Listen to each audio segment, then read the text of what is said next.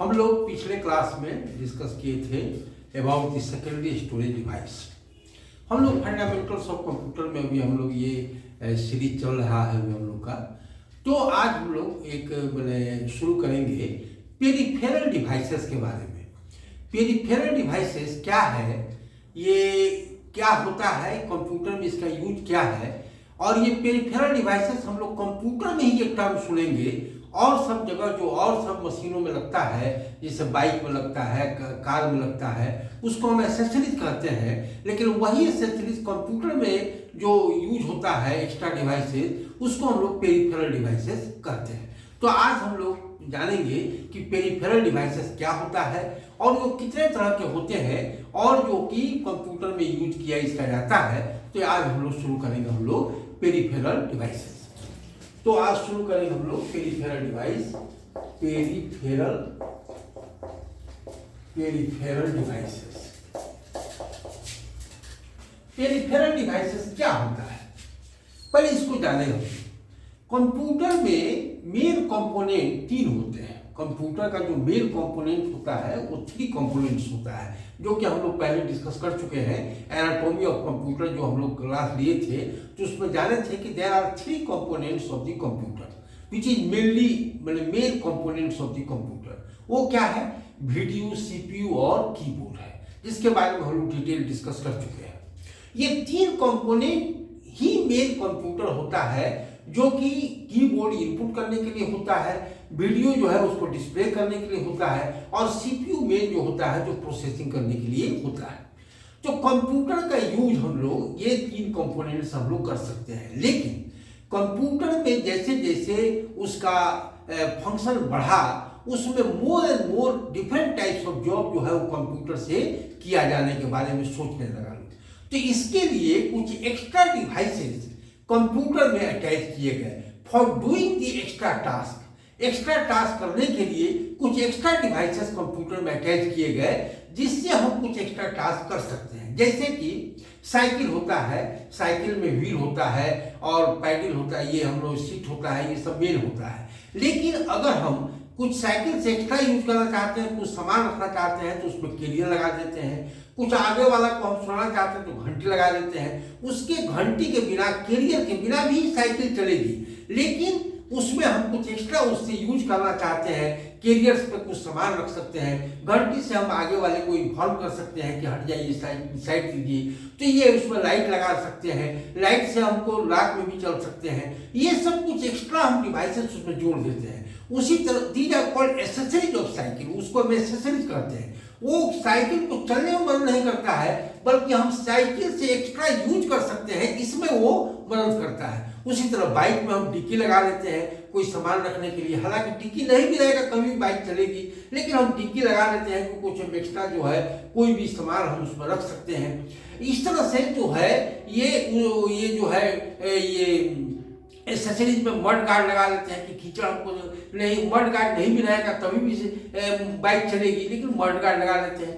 ये these are called accessories, ये accessories कहलाता है। तो उसी तरह कंप्यूटर में कुछ एक्स्ट्रा काम करने के लिए हम एक्स्ट्रा डिवाइसेस अटैच करते हैं, and these devices are known as peripheral device. Computer में उसको पेरिफेरल डिवाइस कहते हैं, एसेसरी नहीं कहा करके पेरिफेरल डिवाइसेस कहा जाता है। तो जो हम लोग एक्स्ट्रा डिवाइसेस जोड़ते हैं, extra devices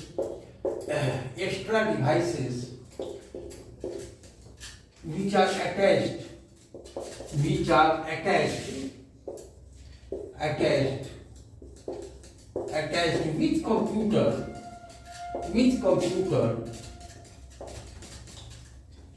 for forming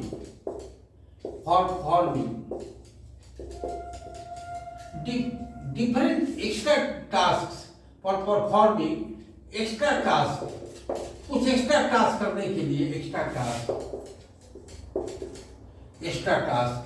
is known as peripheral device. उसको हम लोग पेरिफेरल डिवाइस कहते हैं। पेरिफेरल ये एसेसरीज ऑफ कंप्यूटर है, ये एसेसरीज ऑफ कंप्यूटर है जो कि कंप्यूटर से अटैच होता है, और उसको हम लोग पेरिफेरल डिवाइस कहते हैं। तो पेरिफेरल डिवाइस भी को हम लोग दो कैटेगरी में डिवाइड करते हैं। एक को कहते हैं हम लोग इनपुट पेरिफेरल डिवाइस, जो इनपुट करने में कंप्यूटर में कुछ एक्स्ट्रा हम इनपुट करते हैं एक्स्ट्रा तरीके से, वो हम इनपुट पेरिफेरल डिवाइस कहते हैं। और एक आउटपुट पेरिफेरल डिवाइस, जिससे हम लोग आउटपुट लेते हैं, कोई रिजल्ट लेते हैं, तो उसको हम लोग आउटपुट पेरिफेरल डिवाइस कहते हैं। वैसे मेन कंपोनेंट में इनपुट के लिए जो होता है कीबोर्ड होता है और आउटपुट के लिए वीडियो होता है, लेकिन इसके अलावा भी कुछ हम एक्स्ट्रा डिवाइस करते हैं for doing the extra task, extra type of inputting, extra type of outputting. ये काम करने के लिए कुछ हम एक्स्ट्रा डिवाइसेस उसमें अटैच कर देते हैं, तो वो कहलाता है पेरिफेरल डिवाइस। और वो इनपुट पेरिफेरल डिवाइस भी होता है और आउटपुट पेरिफेरल डिवाइसेस होते हैं। तो ये जो है हम लोग पेरिफेरल डिवाइस को, there are two types of peripheral device, peripheral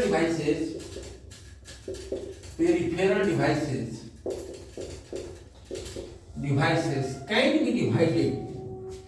be divided into two categories, दो कैटेगरी में हम उसको डिवाइड कर सकते हैं, टू कैटेगरीज। और वो जो है कैटेगरीज क्या है, तो ये पहला कहलाता है इनपुट पेरिफेरल डिवाइस और दूसरा कहलाता है आउटपुट पेरिफेरल डिवाइस। है input peripheral device, input peripheral device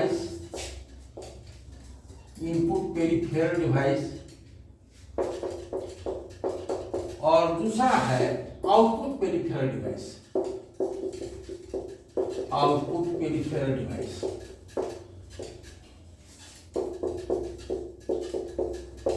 output peripheral device, जो इनपुट पेरिफेरल डिवाइस वो पेरिफेरल डिवाइस है, ये एक तरह से एक्सेसरीज है जो कि इनपुटिंग करने के लिए यूज किया जाता है। एक तो कीबोर्ड है, लेकिन इसके अलावा भी हम और डिफरेंट तरीके से इनपुटिंग कंप्यूटर में कर सकते हैं। तो वो जो डिवाइस उसके लिए जो मदद करता है उसको हम लोग इनपुट पेरिफेरल डिवाइस कहते हैं। और आउटपुट में वीडियो में हम लोग देख सकते हैं, लेकिन इसमें स्क्रीन पर देख सकते हैं, लेकिन उसके अलावा अगर हम हार्ड कॉपी लेना चाहते हैं जो है वो सब तरीका है, तो उसको हम लोग आउटपुट पेरिफेरल डिवाइस कहते हैं। तो ये हम लोग शुरू करेंगे पहले इनपुट पेरिफेरल डिवाइस। तो इनपुट पेरिफेरल डिवाइस किसको कहते हैं, तो input peripheral device, the device which is used for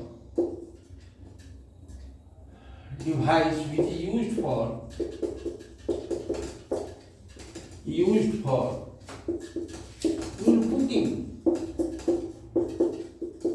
the data in different way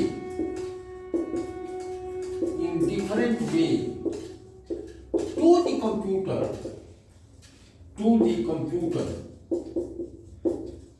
is known as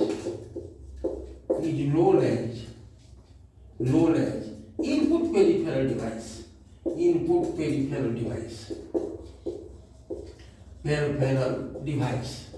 ये इसको इनपुट पेरिफेरल डिवाइस कहते हैं, जो कि वो पेरिफेरल डिवाइस जो इनपुटिंग करने के लिए कंप्यूटर में काम आता हो, that is known as input peripheral device. And there are different types of input peripheral devices which have been developed for the computer.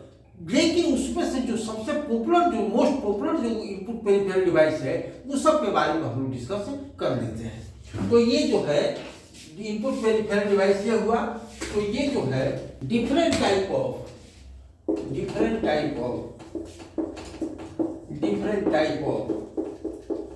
Input peripheral device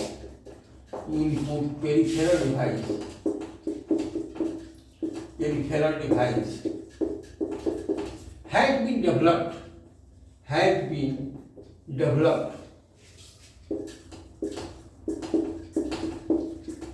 among which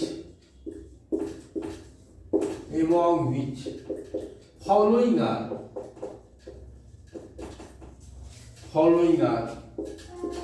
some most popular input peripheral device।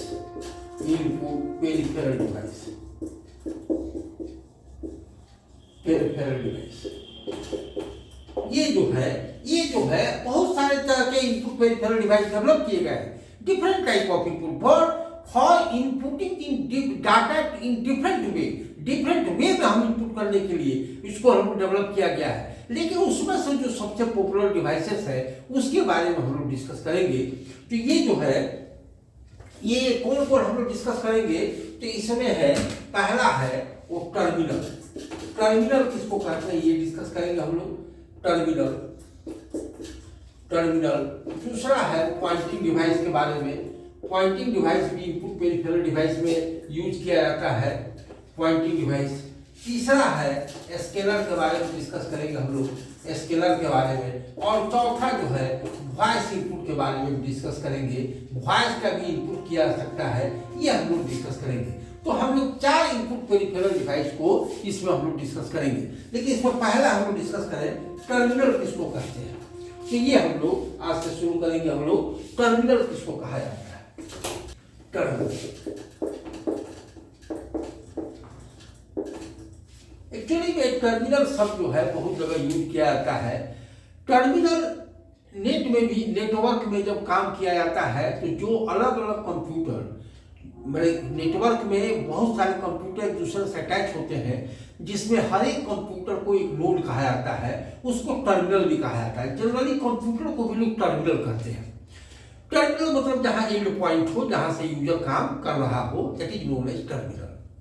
तो terminal शब्द कहाँ आया है इसके बारे में थोड़ा सा जान ले। पहले तो ये इसका यूज होता था, लेकिन अब तो नेटवर्क आ गया है, इंटरनेट लैंड वैन का यूज हो गया है, तो ये जो है अब टर्मिनल धीरे धीरे अब ये खत्म हो गया है। लेकिन जब मल्टी यूजर सिस्टम काम करता है, मल्टी यूजर में क्या होता है, पहले हम लोग डिस्कस कर चुके हैं सीपीयू के बारे में कि पीसी था, पीसी 80 था और पीसी 80 आया।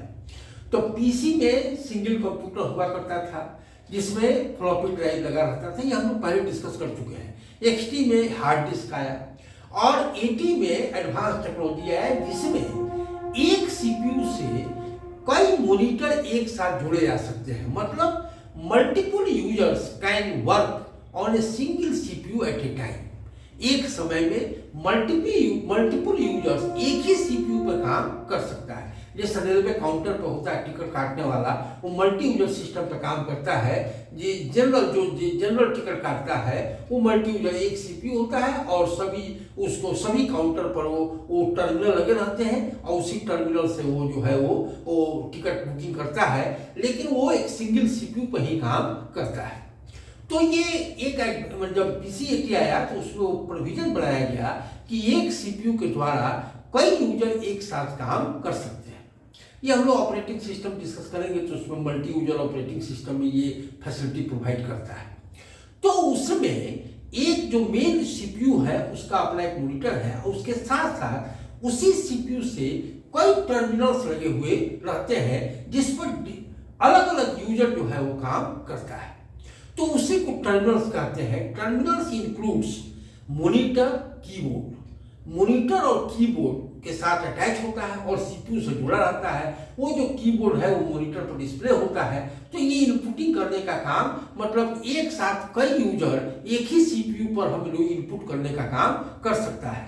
तो जो अलग अलग यूजर को एक सेपरेट मॉनिटर और कीबोर्ड ले दिया जाता है, दैट इज नोन एज, उसी को कहा गया टर्मिनल। उसी को कहा गया टर्मिनल, जिसमें अलग अलग यूजर को सेपरेट कीबोर्ड और मॉनिटर जो है प्रोवाइड कर दिया गया और वो कॉमन सीपीयू पर काम करता है।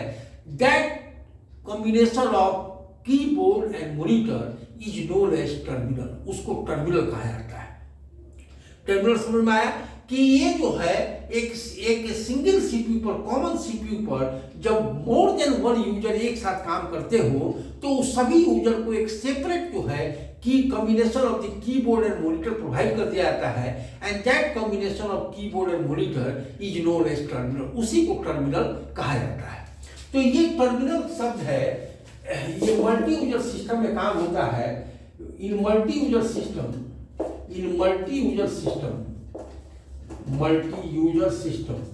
जनरली जो है, और भी लोग कंप्यूटर को भी टर्मिनल्स कहते हैं। तो ये कि लेकिन टर्मिनल शब्द उसी में आया था। ये जो है in multi user system when more than one user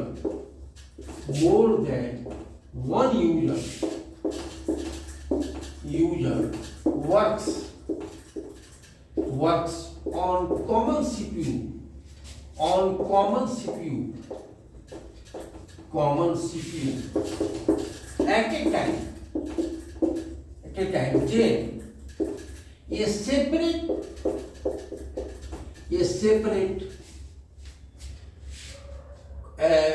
ये जो है monitor and keyboard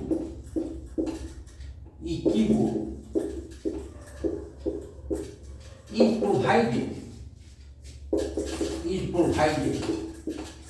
provided to each user that combination of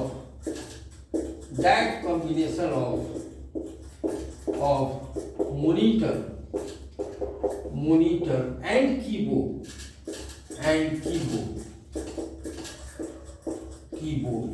is known as terminal, उसी को टर्मिनल कहा जाता है। ये जो है जब इन मल्टी यूजर सिस्टम जिसमें मोर देन वन यूजर एक साथ एक कॉमन सीपीयू पर काम करते हो तो हर एक यूजर को एक सेपरेट मॉनिटर और कीबोर्ड प्रोवाइड कर दिया जाता है, उसी कॉम्बिनेशन को टर्मिनल कहा जाता है। ये क्लियर हुआ। तो टर्मिनल जो है ये एक्चुअली भी इसी कहा जाता है, लेकिन वो टर्मिनल बैठे हुए नहीं, टर्मिनल जो है कई शब्द में आ जा रहा है। अब जो है ये अलग अलग मशीन लगा हुआ है उसको भी टर्मिनल कहा जाता है। जो है तो टर्मिनल मेनली शब्द जो है यहीं से शुरुआत हुआ है। तो ये जो है टर्मिनल ये हुआ कि जिसमें एक साथ कई यूजर यूनिक्स ऑपरेटिंग सिस्टम में कई यूजर एक साथ काम कर सकते हैं, सिंगल सीपीयू पर एक ही ऑपरेटिंग सिस्टम सबको गाइड करता है, तो ये जो है वो टर्मिनल कहलाता है। ये बात। टर्मिनल भी दो टाइप के होते हैं, एक डम टर्मिनल जिसको डमी टर्मिनल कह सकते हैं, और एक जो है स्मार्ट टर्मिनल भी होता है। वो क्या है जिसको इंटेलिजेंट टर्मिनल भी कह सकते हैं। तो ये जो है दो तरह के टर्मिनल्स भी यूज किए जाते हैं। तो there are two types of terminal. हम लोग जो भी है एकदम डिस्कस कर रहे हैं, डिटेल में हम लोग डिस्कस कर रहे हैं, जो कि डेप्थ में मैंने कह सकते हैं इसको कि कोई भी चीज को एकदम पूरी जानकारी हम लोग ले लें। तो ये जो है देयर आर टू टाइप्स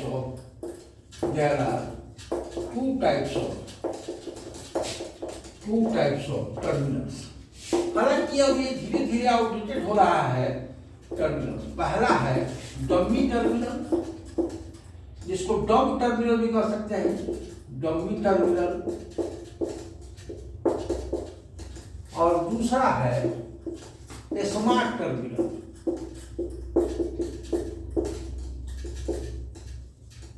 जो डमी टर्मिनल किसको कहते हैं कि जो यूजर इनपुट कर रहा है, जो यूजर विदाउट चेकिंग,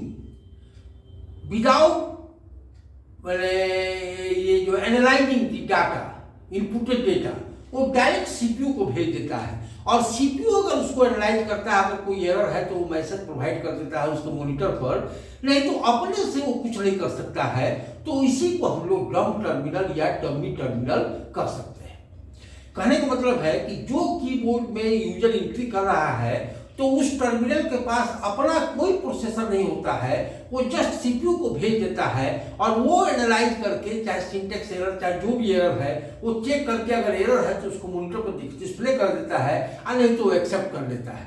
इसका केवल भेजना होता है, एक तरह से मीडिया का काम करता है बिटवीन यूजर एंड सीपीयू के बीच में, और अपना जो है ये इसका कोई रोल नहीं रहता है, जस्ट ये मीडिया है वो प्रोवाइड कर देता है, उसको जो है कम्युनिकेट कर देता है। तो उस टर्मिनल को हम लोग डमी टर्मिनल कहते हैं। तो डमी टर्मिनल हम कहेंगे किसको,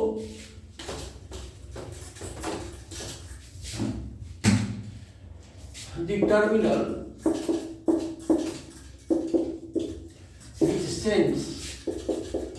which sends the inputted data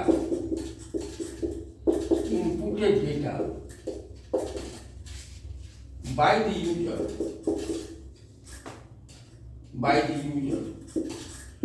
to CPU without analyzing it.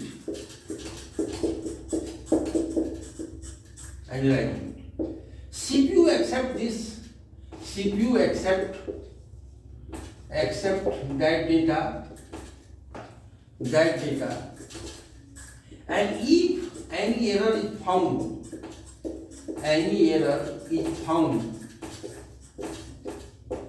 then error message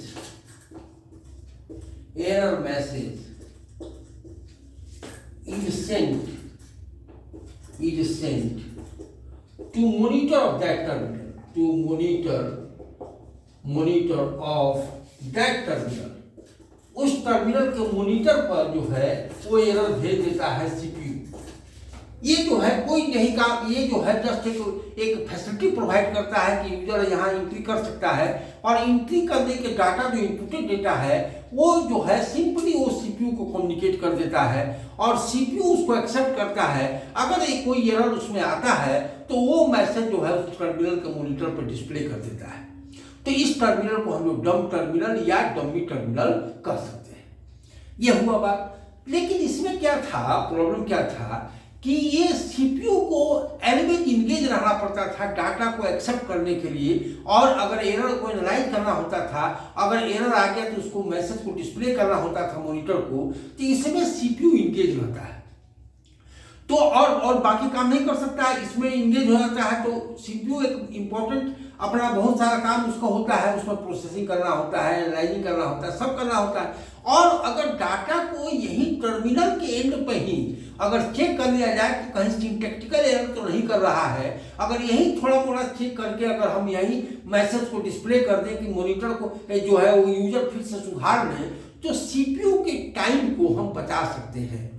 कहने का मतलब है कि डाटा जो इनपुट कर रहा है उसके फॉर्मेट में अगर कहीं एरर है, उसके सिंटेक्स में कहीं एरर है, तो अगर टर्मिनल के ही रेंज में अगर उस एरर को डिटेक्ट कर लिया जाता है और उसको डिस्प्ले कर दिया जाता है जिससे यूजर उसको फिर सुधार ले, तब वो जो फाइनल अगर सही हो गया तब वो सीपीयू को भेजा जाए। इससे सीपीयू के टाइम को हम बता सकते हैं।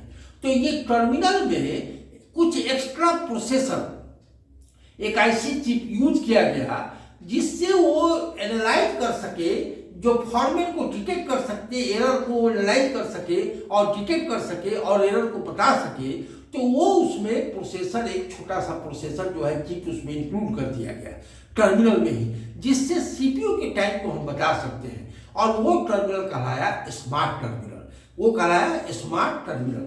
तो ये जो है एक डमी टर्मिनल हुआ, दूसरा है smart terminal.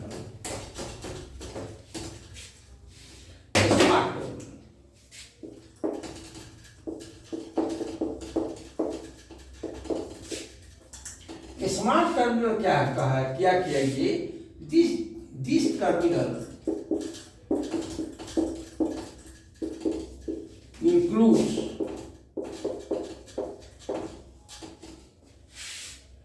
a small processor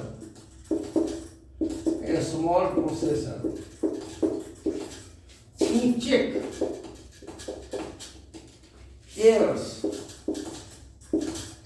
in inputted data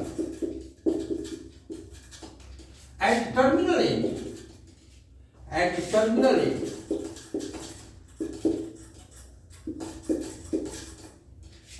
if any error, if any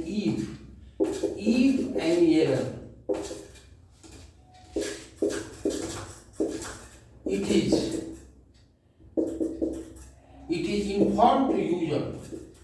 It is informed to user via monitor,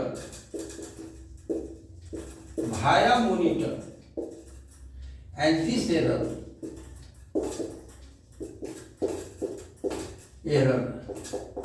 is removed by user at terminal and पर ही जो है वो जो है उसको रिमूव कर दिया जाता है terminal, and then it is sent to CPU, तब वो CPU को भेजा जाता है।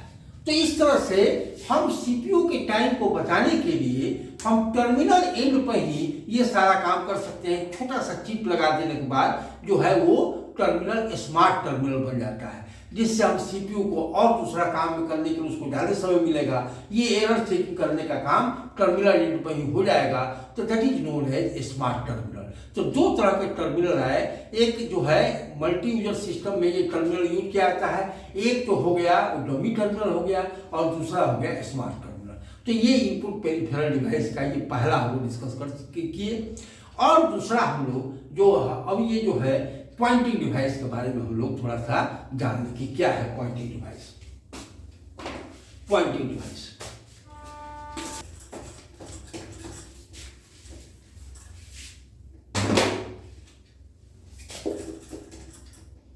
पॉइंटिंग डिवाइस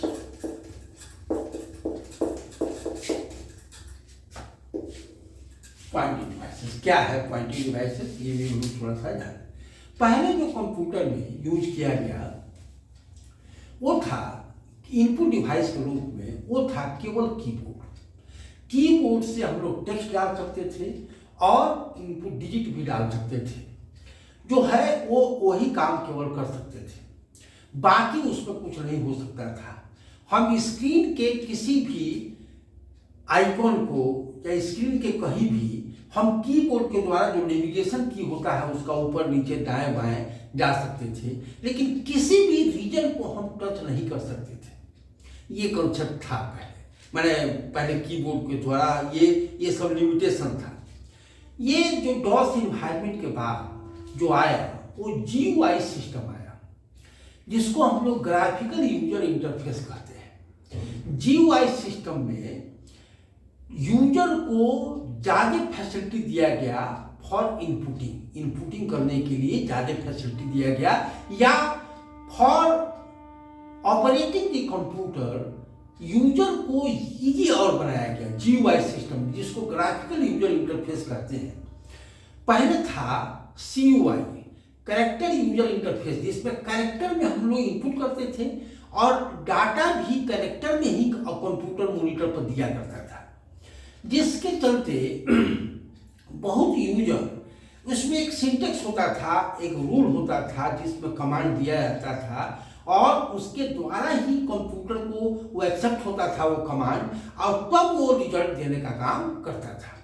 तो बहुत सारे लोग जो जनरल पीपल थे, जो कंप्यूटर नोन नहीं थे, जो कंप्यूटर प्रोफेशनल नहीं थे, उनको उसको ये दिक्कत होता था कि सिंटेक्स जानना, फिर उसको जो है सिंटेक्स में कहीं गलती हो गया तो उसको फिर से देखना। तो ये सब एक बर्डन लगता था आम आदमी को।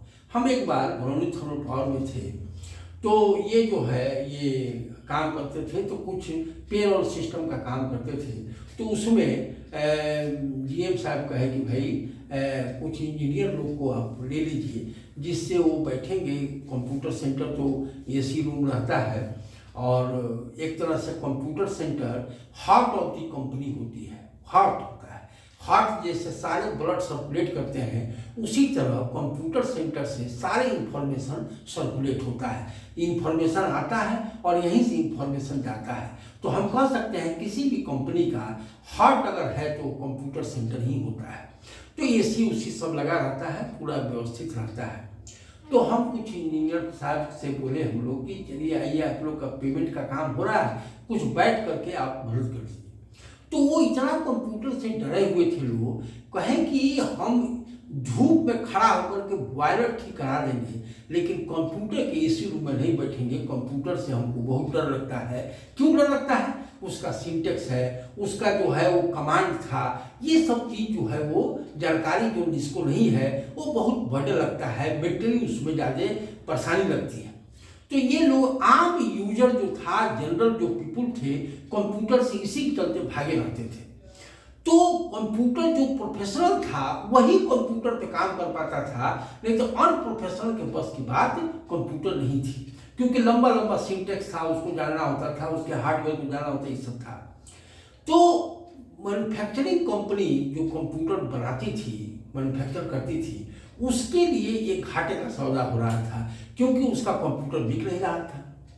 तो वो एक मीटिंग बुलाया कि भाई ये कंप्यूटर हमारा और भी बिक्री बढ़े, तो इसके लिए क्यों ना हम इंटरफेस करते हैं कि जिससे हम लोग कम्युनिकेट करते हैं, दो डिसिमिलर आइटम जिसके द्वारा कम्युनिकेशन आपस में करता है, that is known as interface, उसको इंटरफेस कहा जाता है। तो इंटरफेस जो कंप्यूटर में पहले था वो कैरेक्टर बेस्ड था, कैरेक्टर में कमांड देते थे और कैरेक्टर में ही वो हमको रिजल्ट देने का काम करता था। तो बाद में आया कि भाई हम उसमें जो कमांड वांड है उसको छोड़ करके एक कंपनी बनाया, जो मैन्युफैक्चरिंग एक कमिटी बनाया, तो एक another type of interface develop किया गया जिसको हम लोग ग्राफिकल यूजर इंटरफेस कहते हैं, जिसमें यूजर को लंबे लंबे कमांड देने की जरूरत नहीं थी। वो एक आइकॉन था, उसको क्लिक कर देने से मेनू आया, जो मेनू पर क्लिक कर देते थे उसमें कॉपी आया, तो कॉपी पर क्लिक कर दिया तो कॉपी हो गया। बहुत आसान लगने लगा आम आदमी को कंप्यूटर ऑपरेट करना। उसमें पहले कॉपी कर देते थे हम लोग, बैठे बड़े लंबा फाइल है तो बैठते थे कि कंप्यूटर जो है कॉपी कर रहा है, तो लंबे समय तक बैठे रहते थे, पता नहीं चलता था कॉपी हो रहा है कि नहीं हो रहा है। अंदाज से लगता था, ब्लिंक करता था हार्ड डिस्क का जो ये था वो लाइटिंग सिस्टम, तो ब्लिंक तो लगता था कि कॉपी हो रहा है। लेकिन अब जो ग्राफिकल यूजर इंटरफेस आ गया तो मेनू आ गया, आइकॉन आ गया, उसको क्लिक कर देने से ही काम हो जाता है और दिखाता है कि कैसे कॉपी हो रहा है। ये एक इंटरेस्टिंग पॉइंट कंप्यूटर के साथ जुड़ गया। तो आम आदमी को सिंटेक्स रटने की जरूरत नहीं पड़ी और वो सिंपली जाके क्लिक कर देता है और उसका काम हो जाता है। तो उसी को मॉनिटर पर जाके कहीं भी क्लिक कर दे और आइकॉन पर क्लिक कर दे, कमांड बटन पर क्लिक कर दे, ये सब बटन आया, डायलॉग बॉक्स आए, आइकॉन आया, ये सब जब ग्राफिकल यूजर इंटरफेस आया तब ये सारा कॉन्सेप्ट जो है आया कंप्यूटर में। और कंप्यूटर का वर्ल्ड जो है आज जो हम देख रहे हैं वो ग्राफिकल यूजर इंटरफेस आने के बाद का है ये सब, जिसके चलते कंप्यूटर और पॉपुलर हो गया। आम आदमी के बीच जो है वो कंप्यूटर ज़्यादा पॉपुलर हो गया। अब जो है हर एक आदमी कंप्यूटर जानना चाहता है और हर एक आदमी कंप्यूटर पे काम करने में इंटरेस्टेड रहता है, क्योंकि वो देख रहा है कि छोटा सा काम कर रहे हैं, हमारे पास फिगर आ रहा है, आइकॉन आ रहा है, क्लिक कर देने से हमारा काम हो जा रहा है, तो बहुत आसान लग रहा है ये। हालांकि इसके पीछे जो है कॉम्प्लेक्सिटी बढ़ गई है, जो प्रोग्रामर करता है, हम लोग कोडिंग लैंग्वेज भी पढ़ेंगे, तो ये सब के चलते ये जो है इसी जब ग्राफिकल यूजर इंटरफेस आया तो कंप्यूटर की दुनिया में बहुत सारे चेंजेज आए, जिस चेंजेज में एक जो है ये पॉइंटिंग डिवाइस भी आया।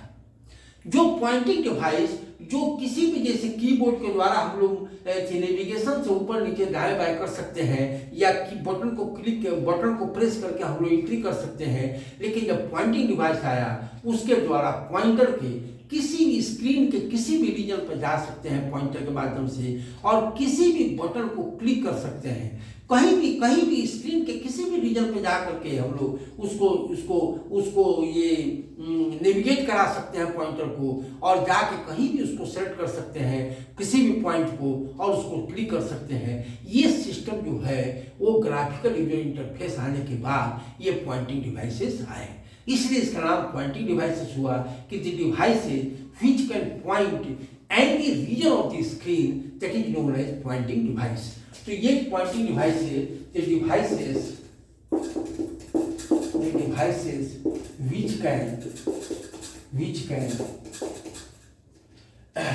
which can point any region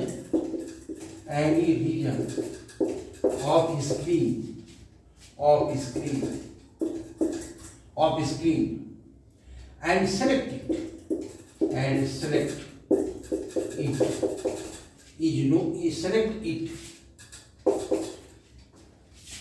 is known as pointing device, जिसको हम लोग पॉइंटिंग डिवाइस कहते हैं। पॉइंटिंग डिवाइस तो पॉइंटिंग डिवाइस वो है कि किसी भी स्क्रीन के किसी भी रीजन को जो पॉइंट आउट कर सकता हो, उसको सेलेक्ट कर सकता हो, that is known as pointing device. और पॉइंटिंग डिवाइस भी दो तरह के डेवलप किए गए। There are two types of pointing device. There are two types of pointing device. Two types of pointing device. Pointing device. दो तरह के पॉइंटिंग डिवाइस किए गए। पहला इसमें है माउस और दूसरा है लाइट पिन। पहला है माउस और दूसरा है लाइट पेन। एक आया माउस और दूसरा आया लाइट पेन। तो ये जो है माउस क्या है और लाइट पेन क्या है, ये सब के बारे में हम लोग को जानना जरूरी है। आजकल सभी लोग नोन है माउस के बारे में और लाइट पेन के बारे में, लेकिन ये एक्स्ट्रा डिवाइसेस अटैच होते हैं।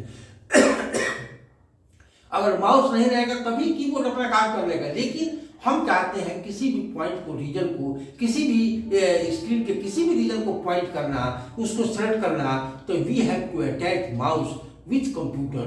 कंप्यूटर के साथ हमको माउस अटैच करना पड़ेगा और ये जो है एक पेरिफेरल डिवाइस कहलाता है और इसको इनपुट पेरिफेरल डिवाइस कहते हैं। तो माउस कैसे काम करता है और लाइट पेन कैसे काम करता है या स्कैनर कैसे काम करता है, इसको हम लोग नेक्स्ट क्लास में हम लोग डिस्कस करेंगे। तब तक के लिए धन्यवाद, थैंक यू।